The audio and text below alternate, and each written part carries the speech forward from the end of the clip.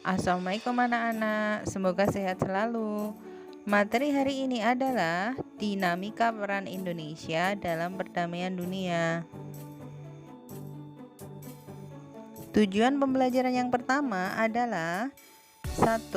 Mampu menjelaskan dinamika peran Indonesia dalam perdamaian dunia sesuai Undang-Undang Dasar Negara Republik Indonesia tahun 1945. Tujuan pembelajaran yang kedua adalah mampu memahami dinamika peran Indonesia dalam perdamaian dunia, terutama dalam organisasi PBB atau ASEAN, dalam menangani global warming sesuai Undang-Undang Dasar Negara Republik Indonesia tahun 1945. Tujuan pembelajaran yang ketiga adalah mampu mendemonstrasikan hasil analisis tentang peran Indonesia dalam perdamaian dunia dalam organisasi PBB atau ASEAN, terutama dalam menangani global warming sesuai Undang-Undang Dasar Negara Republik Indonesia tahun 1945.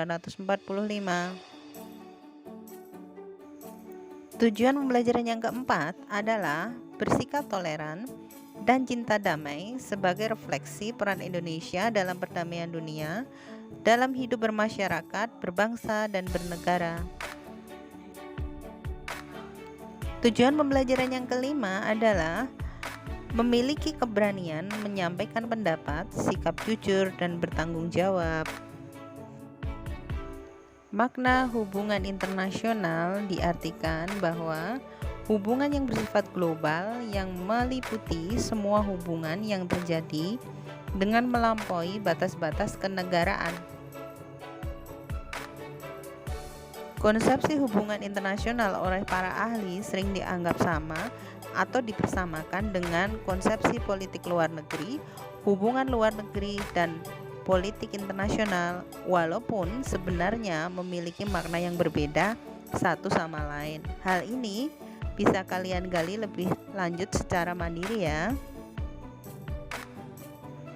Pentingnya suatu hubungan internasional bagi suatu negara merdeka yang tidak dapat hidup sendiri tanpa bantuan negara lain, atau untuk menjaga kelangsungan hidup dan mempertahankan kemerdekaannya. Negara tersebut membutuhkan dukungan dari negara lain. Foto ini menunjukkan suasana konferensi Asia Afrika tahun 1955 menjadi bukti hubungan internasional yang dijalankan bangsa Indonesia di awal kemerdekaannya.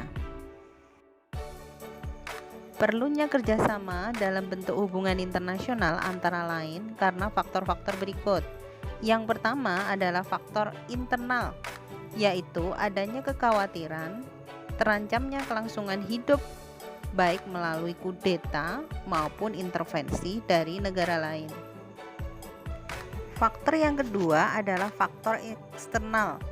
Suatu negara tidak dapat berdiri sendiri tanpa bantuan atau kerjasama dengan negara lain.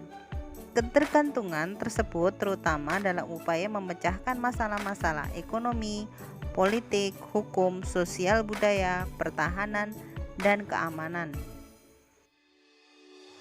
Indonesia selalu menitikberatkan pada peran atau kontribusi yang dapat diberikan oleh bangsa Indonesia bagi kemajuan peradaban dan perdamaian dunia.